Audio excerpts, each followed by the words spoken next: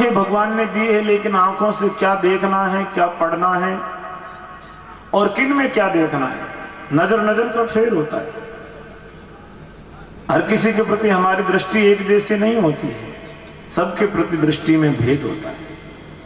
तो गुरु महाराज ने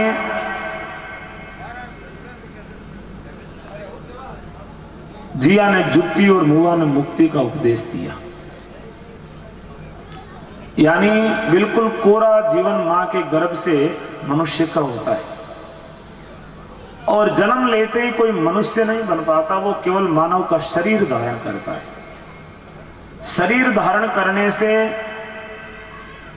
मानव नहीं बन पाते, मानव के जैसी आकृति बनती है। जब तक मानवता ना आए तब तक वो मनुष्य नहीं कहलाता। उपनिषदों में, वेदों में मनुष्य के लिए उपदेश किया गया कि मनुर्भव, यानी तू मनुष्य बन। और अपनी सीधी भाषा में भी कोई टाबर अड़बाद करे या कोई हावड़ों आचरण नहीं करे तो बड़े रवि ने कहा भाई तू मिनक बन। मिनक बनने की बात की, मिनक तो आप बनोड़ा है। मारे घर को 9 महीना बाद आया मिनक बन गया, बड़े ही मिनक बननो की चीज। एक राजस्थानी रे कवि लिखो, मिनक मिनक सब सिर खा, मिनखा तणो सुकाड़, पण जा मिनखा में मिनक पणो बा मिनखा रो काड़। मिनखा रे माए जो मिनक पणो है बीरो नाम है जुक्ति। और मिनक पणो कटाओ मिले, माता रे गर्भ जीव सीखना शुरू हुए, फिर माता री गोद में आवे जब सीखे, पिता रे कुल में आवे जब सीखे, गांव सीखे, गुरुकुलों सीखे, जटे रेवे बेटा सब जगह वो मनुष्य सीखे। और सीखने के बाद में इसका एक मेंटल बॉडी तैयार होती है, उसके बाद ये मनुष्य कहलाने का हकदार होता है। जिया अंडो हुए वो मारे गर्भ माऊ जन्म ले गए, अंडो मारे गर्भ में बाहर आयो, लेकिन अभी तक उसका जन्म नहीं हुआ। एक जन्म तो हो गया, लेकिन अभी तक उसका आकाश में उड़ान भरनी बाकी है, उसको दुनिया देखनी बाकी है। जन्म तो हो गया, उसको माँ उसको सेकती है और जब अंडा तैयार हो जाता है उसको फोड़ करके उसका दोबारा जन्म होता है। दोबारा जन्म होता है तब वो पक्षी कहलाता है, वो उड़ता है। ऐसे ही मनुष्य का जन्म केवल मात्र गर्भ से जन्म लेने से नहीं होता है। उसके धर्म, उसके संस्कार उसको मनुष्य बनाते हैं, उसको विष्णुई बनाते हैं, उसको हिंदू बनाते हैं, उसको जो भी उसके उसके धर्म है उनमें उसको दीक्षित किया जाता है।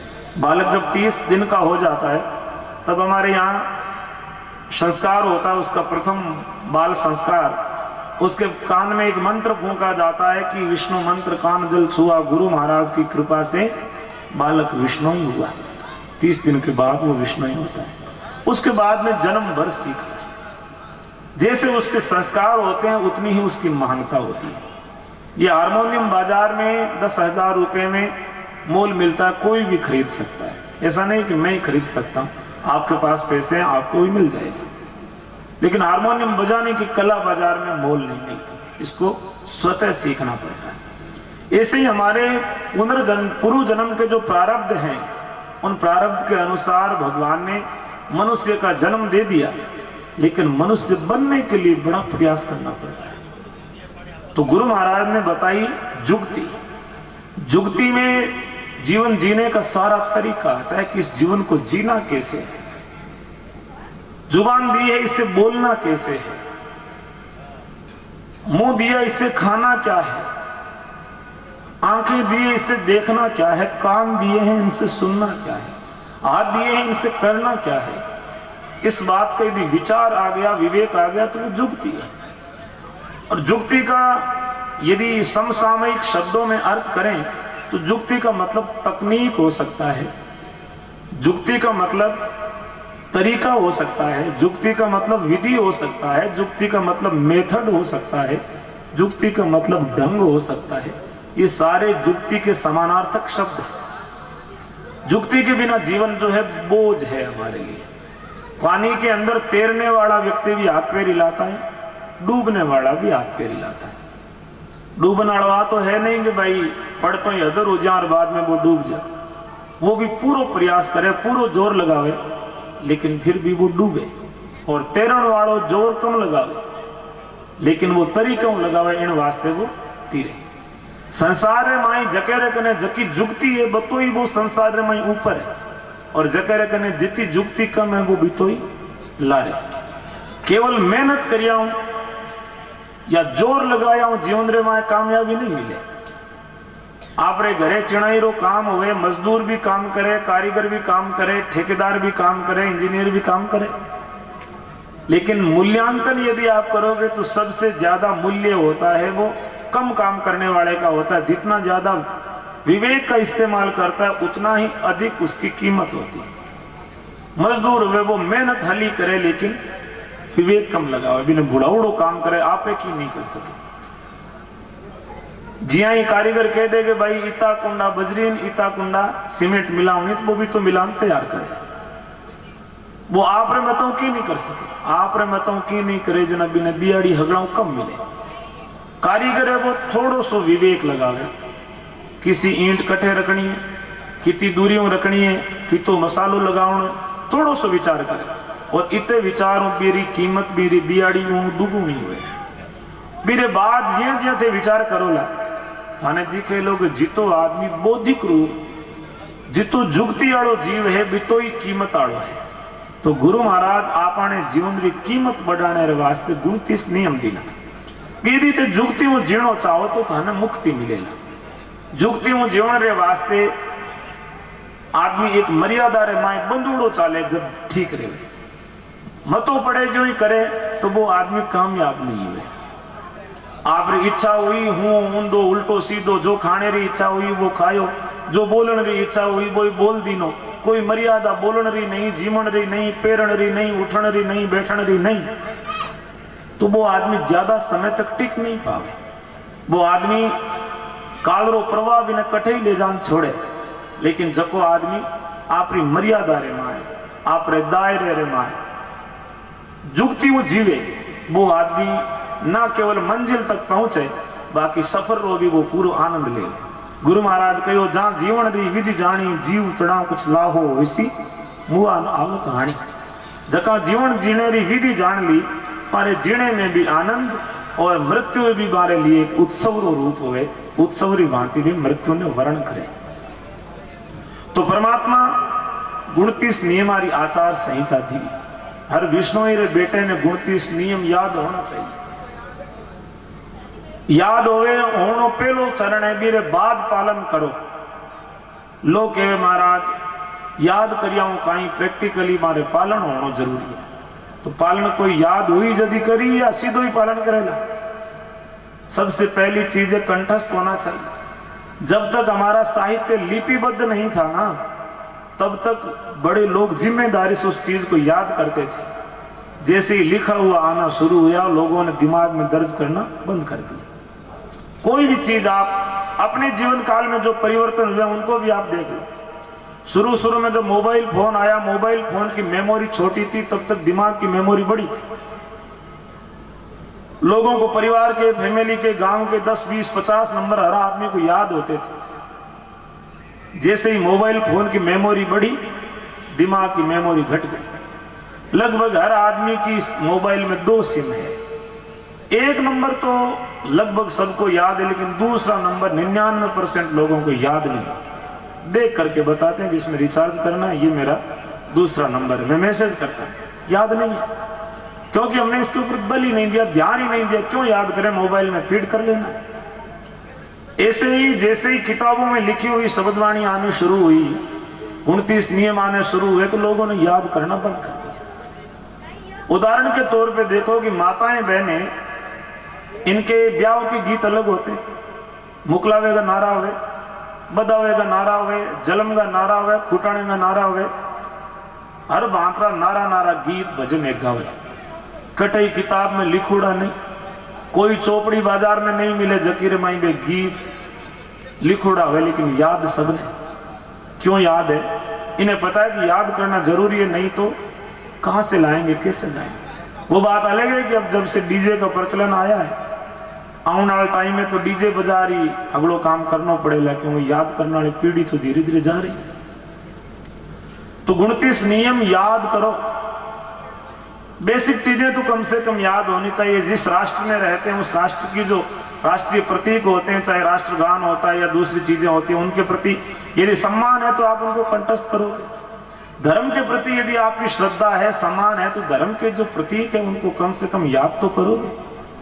याद ही नहीं है, बात फिर धर्म के बारे में आप उनसे सोशल मीडिया पे कर लो, किसी पे भी कर लो, राय दे देंगे कि महात्मा जी को क्या करना चाहिए, नेताजी को क्या करना चाहिए, सरपंच को क्या करना चाहिए, चौधरी को क्या करना चाहिए, लेकिन अरे तेरे को क्या करना है ये तो देख, तुझे तो याद ही नहीं। दूसरों के लिए किसी से कुछ भी पूछ लो, लेकिन खुद के लिए जब कहा जाए कि तेरी भूमिका और तेरा कर्तव्य क्या, किसी को नहीं पता। अपने कर्तव्य को सब लोग भूले हुए। एक गांव में एक सर्कस वाला आया। सर्कस वाला बड़ा चतुर था। उसने सर्कस के बाहर एक पर्दा लगाया, पर्दे पे लिखा कि रिश्ते ही रिश्ते। 18 से लेकर के 88 तक के जितने भी उम्र के सबके रिश्ते कराते हैं। तो गांव में कई अधेड़ उम्र के अभी तक कुंवारे लोग बैठे थे। उन्होंने सोचा कि ये तो बहुत बड़ी चांदी लग गई। कितने रुपए की फीस है? केवल 800 रुपये। तो बहुत सारे लोग थे कि 800 रुपया लागी फार्म भरा, रिश्तो हो जाए तो केठा भाग खुल जे। लोगों ने बहुत फार्म भरे, लंबी जो है लिस्ट बन करके तैयार हो। अब जैसे ही रिश्ते वाले घर उसमें टेंट में एंटर हुए तो टेंट के मां आगू 2 दरवाजा बनोड़ा। एक दरवाजे माथे लिखोड़ो गे फूट रही बीनणी, दूजोड़ी में लिखोड़ो ठीक ठाक। वो होचे भाई 43 वर्ष की उम्र हुई है और अभी ब्याह हुए तो कोई फूट रही बीनणी आवे तो ठीक लागे। फूट रोड़े दरवाजे में प्रवेश करियो। आगू गयो ना बड़े 2 दरवाजा आया। एक माथे लिखोड़ो गे रोटी बनाऊ नाड़ी, दूजोड़ी माथे लिखोड़ो केवल रोटी जीवन नाड़ी। पण होचो ई उम्र में आवे ना रोटी करनाड़ी ठीक रहे। आ तो इतना दिन घना ही बढ़िया। वो भी रोटी बनाऊ नाड़ी में गयो। आगे गयो ना बड़े 2 दरवाजा आया। एक माथे लिखोड़ो गीत सुनाने वाली, दूजोड़ी में गालियां काटने वाली। वो गीत आड़ा में बड़ी बड़े आगू की लिखोड़ो की लिखोड़ो की जो अच्छी चीजें थी उनको चुनता गया। लगभग उसने 50 दरवाजे पार किए। 50 दरवाजे पार करने के लिए आगे केवल एक द्वार था। अब वो मन में राजी हुई, अब तो लास्ट फाइनल है और दुल्हन को दीदार वेला कठाई, फोटो वगैरह दिखाई, भाई इंड्रेस आगे थारो ब्याह हुई। आगू गयो ना एक मोटो दरवाजो और भी माया एक कमरो बनोड़ो। कमरे रे चारू खानी कांच लागोड़ा और कांच ने माथे एक बात लिखोड़ी कि जीता गुण थाने बीननी में चाहिए बा माऊ, एक आधो थारे में है नहीं, कुचारे खाने देख ले, और यदि एक भी नहीं है तो वो बाहर निकल लो, दरवाजे थारे भेज जाओ। विचार करियो, थाने में तो एक ही गुण नहीं, बीननी रमाई थाने इतना गुण चाहिए। तो आज क्या है कि लोग खुद को क्या करना नहीं पता, लेकिन दुजोड़िया हगला ठीक होना चाहिए, देश ठीक होना चाहिए, राजनीति ठीक होनी चाहिए, स्कूल बढ़िया चलनी चाहिए, मास्टर को क्या करना है, पटवारी को क्या करना है, टीचर को, नेता को क्या करना है, सबका किसी को भी पूछ लो, सबको याद है। लेकिन तने के करना वो किण नहीं याद है। तो 29 नियम खुद को याद नहीं है। अच्छा, खुद को याद नहीं है तो वो बच्चों को भी नहीं सिखा सकता। बच्चों से बात क्या करेगा जब खुद को पता ही नहीं। यदि आप बच्चों को सिखाना चाहते हो, आजकल के बच्चे जो है, बच्चे पालना अब वर्तमान में दुनिया का सबसे कठिन काम है। और आप ना मानो तो जो विकसित देश है ना, वहां जाकर के देखो, एक बच्चे को यदि महीने भर के लिए बेबी केयर सेंटर में देते हो, दिन में छोड़ के शाम को वापस लाते हो, तो लगभग महीने के 1.5 लाख रुपए लेता है। केवल बच्चा टाबरा ने खिलाने में महीने में 1.5 लाख रुपया लागे। और लोग दे, क्योंकि टाबरा ने खिलावना बाने मोटा करना हगड़ा मोटो काम, दोरो काम। आज जो 50 वर्ष पहली टाबर पालना हो रहा, टाबर ने काम बुला दिनो, टाबर जो उड़ गया रहे। छोटो टाबर है, छाबड़ी में गाल रख दिनो, वो पूरे दिन उड़ रहे माए रहे। अब टाबर ने थे गाड़ी में छोड़ दो, वो थोड़ी देर में गाड़ी स्टार्ट कर ली, वो चलानी शुरू कर दी। मोबाइल दे दो और थारे किता ही गेरा पासवर्ड लगाओ, वो थोड़ी देर में खोल ली। और खोलर जकी चीज थे भी ने मना करोगा आग खोलने नहीं, वो भी नहीं खोलड़ो तैयार ला। चाहे वो 10, 12, 8, 10 साल कोई टाबर हो, सब चीजा रे माई बच्चा बहुत एडवांस हो गया। तो उन टाइम रे माई आदेशात्मक थ्योरी रे माथे बच्चा जो है काम सीखता, बच्चा पालता। टाबर ने आदेश दे दिनों में बेटा भगवान ने प्रणाम करनो, सुबह को जल्दी उठनो, बिना हिनान करिया भोजन नहीं करनो। पिताजी ने कह दिया, महाराज जी ने कह दिया, बच्चे ने मान लिया। उसके बाद में अगली पीढ़ी आई, 20 वर्ष के बाद में वो पीढ़ी जो है आदेश को नहीं मानती, वो डिस्कशन की थ्योरी के ऊपर काम करने लगी। वो पूछने लगे कि मेरे को ये क्यों करना है, इसका मुझे कारण बताओ। अब बच्चे को यदि आप कारण बताओगे, उससे होने वाले फायदे के बारे में बताओगे, क्योंकि पूरी दुनिया फायदे पर टिकी हुई है। कायदे और वायदे की बातें पीछे चली गई, केवल फायदे की बात रही। अब भी वर्तमान में भी ऐसा ही है। कायदा क्या है एक तरफ रख दो, वायदा क्या है एक तरफ रख दो, फायदा क्या है वो मेरी तरफ रख दो। फायदा सबको चाहिए होता है, यदि फायदा नहीं होता तो वो चाहे धर्म है चाहे वो संस्कार है, लोग किसी को नहीं मानते, उसको छोड़ने को तैयार है। केवल फायदा चाहिए। तो आपको फायदे गिनाने पड़ेंगे कि सुबह को जल्दी स्नान करने के फायदे क्या है, माड़ा फिरने के फायदे क्या है, नशा नहीं करने के फायदे क्या है। यदि आप नशा नहीं करने के फायदे नहीं गिना पाओगे तो नशा करने के फायदे गिनाने वाले बहुत बैठे हैं। 2 दाना ले ले, हरी रात नींद को आवे, 1 सिगरेट पी ले, पूरी रात पड़ी भले ही नींद को आवे। फायदे गिना के तो दी जाती है। शुरुआत में जब नशा दिया जाता है, कोई यहाँ गए कि भाई आ ले ले तेरे कैंसर हो जाए, कोई कहता है? कोई नहीं कहता। 2 दाना ही ले ले, जिमोड़ की आज बढ़िया गुलाब जामुन जिमिया कतली जिमी हगड़ी पच जाए कि तो फायदे देखो, फायदे बताओ बोले ले। तो फायदे बताने वाले लोग फिर यदि आप नुकसान नहीं बताओगे, न लेने के फायदे नहीं बताओगे, तो देने के फायदे बताने वाले तो लोग भरे हुए हैं संसार। आपने बच्चों से बात कब की? आप लोग स्वयं का मूल्यांकन करें। किसी के 2 बच्चे हैं, किसी के 3 है, मुझे नहीं लगता इससे ज्यादा अब छोटे बच्चों में किसी के हैं। 3 तो बहुत ज्यादा हो जाते, लोग 1 होने के बाद विराम दे देते हैं। अच्छा, 1 बच्चा है, माँ बाप दोनों मिलकर के साल में 20 लाख रुपए, 10 लाख रुपए, 5 लाख रुपए कमाते हैं, और उसके लिए जो है सुबह 8 बजे घर से निकलते हैं, रात को 8 बजे घर में प्रवेश करते हैं। बच्चा उस समय स्कूल जाके आता है, सो गया होता है, सुबह उठ के वो आपसे उठने से पहले स्कूल चला जाता है।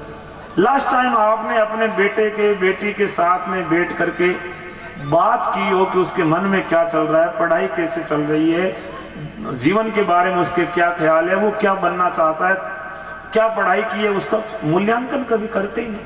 बच्चों से कभी संवाद ही नहीं करते, धर्म के बारे में कभी बात ही नहीं की। और बाद में जब बच्चा बड़ा हो जाता है तो रोते हैं कि मारे तो छोरो नशो ही क्यों, मारे छोरो जो है अंतर जातीय ब्याह करने वास्ते तैयार हो गया। तो आपने बच्चों से बात कब की? छोटा था तब बात की नहीं, थोड़ा बड़ा हुआ हॉस्टल भेजा, हॉस्टल से किसी ने बड़े शहर भेज दिया, किसी ने जो फॉरेन भेज दिया।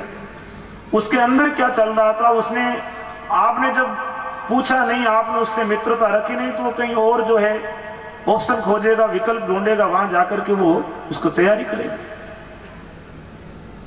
हम लोग जो है समस्या जैसे सामने आती है तब खड़े हो जाते हैं कि ये तो बहुत बड़ा जुल्म हो गया।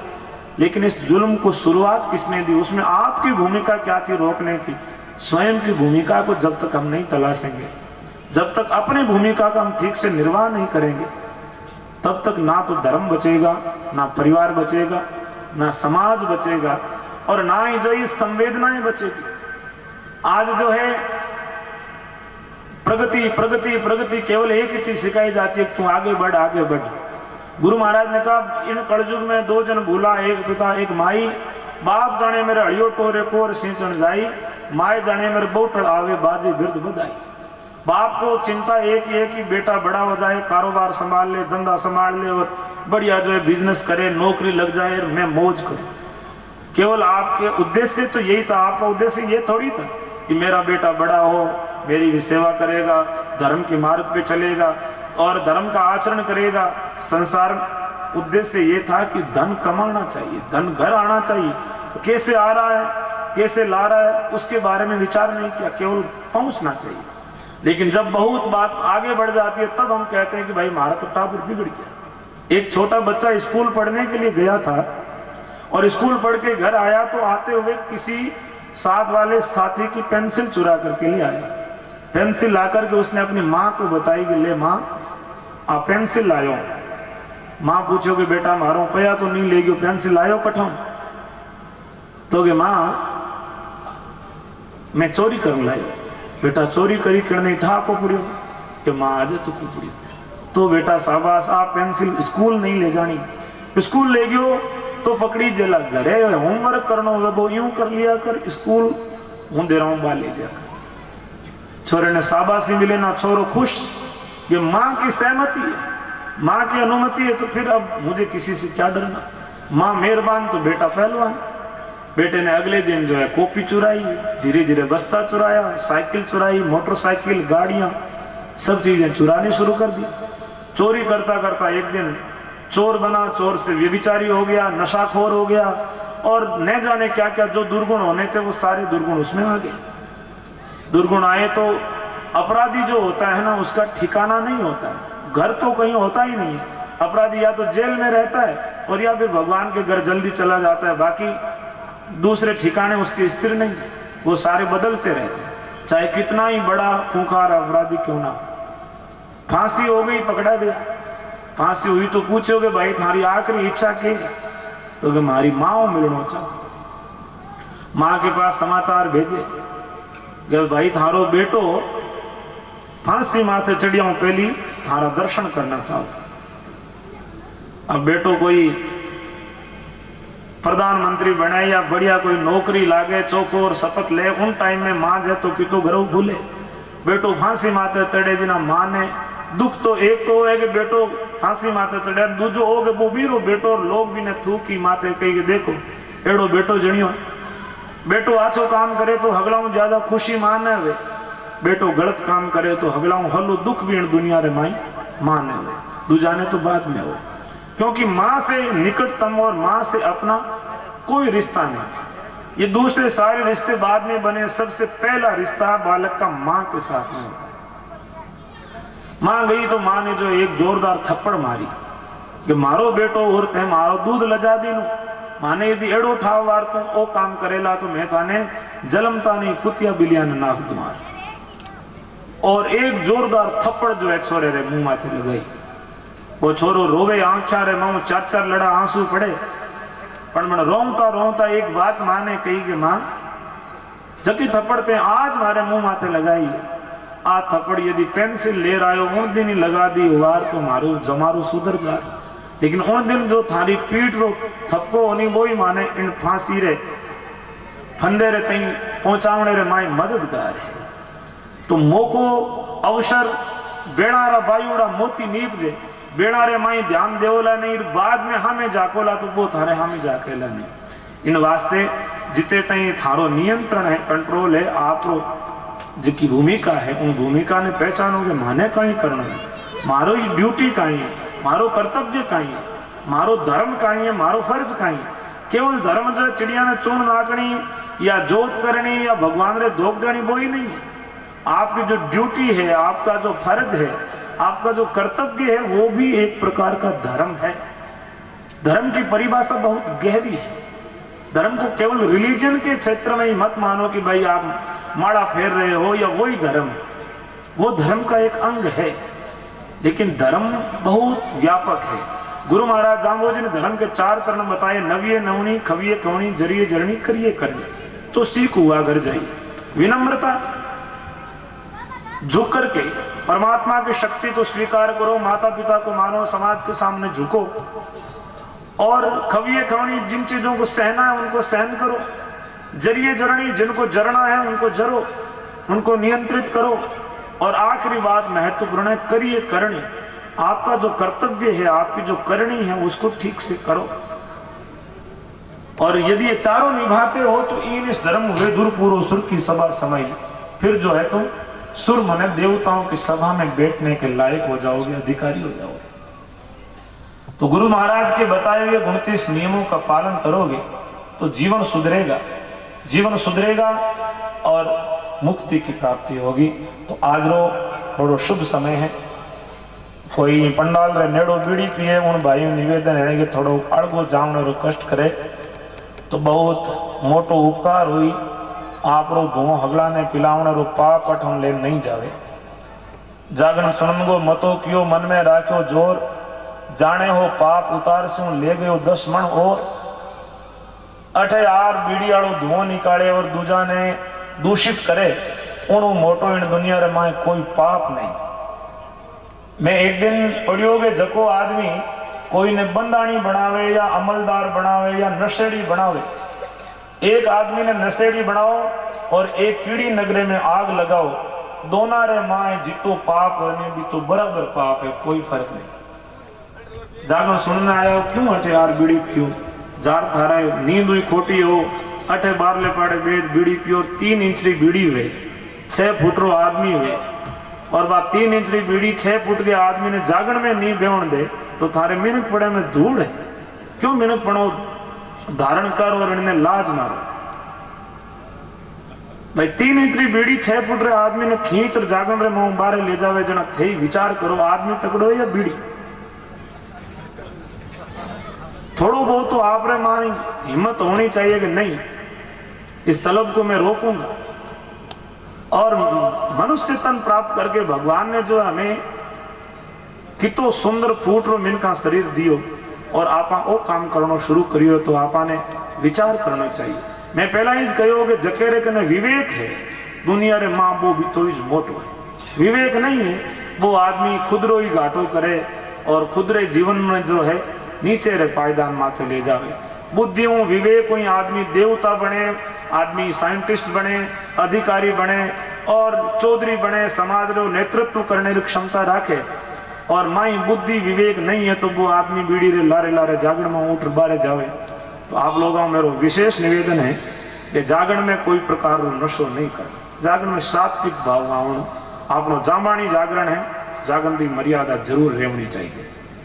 एक दिन आज 10-11 वर्ष पहले लगभग 2013 या 14 रे माए अठे जागरण हो गच्चीपुरा रे माए जब मैं आयो रोटू गांव मोहनजी बीडियो साहब और अठे आपने बीरबल जी रे घरे घर रो उद्घाटन हुआ। जब मैं आया जब मारी आयु भी कम ही उन टाइम रे माए भी थोड़ी देर रे वास्ते वार्ता हुई।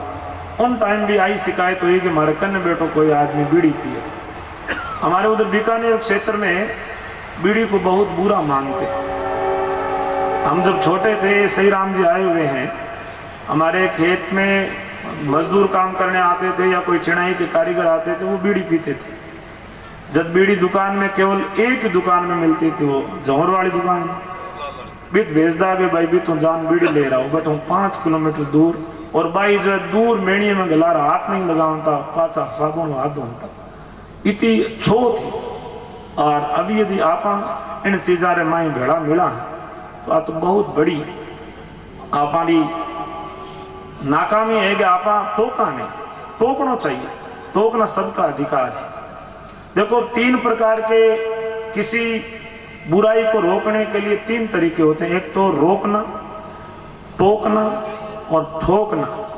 सबसे पहले होता है टोकना। कोई गलत काम करे तो टोको, टोकने का अधिकार सबका है। आप बुजुर्ग हो, बड़े हो, सीनियर हो तो कोई भूल से गलत काम कर रहा तो उसे टोको कि नहीं ये गलत है, ऐसे नहीं करना। तो मन में थोड़ा भय रहेगा कि भाई सब लोग टोकते हैं इसका मतलब ये चीज अच्छी नहीं। हमने मूक सहमति दे दी तो फिर तो उसका जो आत्मविश्वास है वो 7वें आसमान पर रहेगा। वो कहेगा कि मुझे कोई टोकने वाला नहीं तो मैं क्यों चिंता करूं।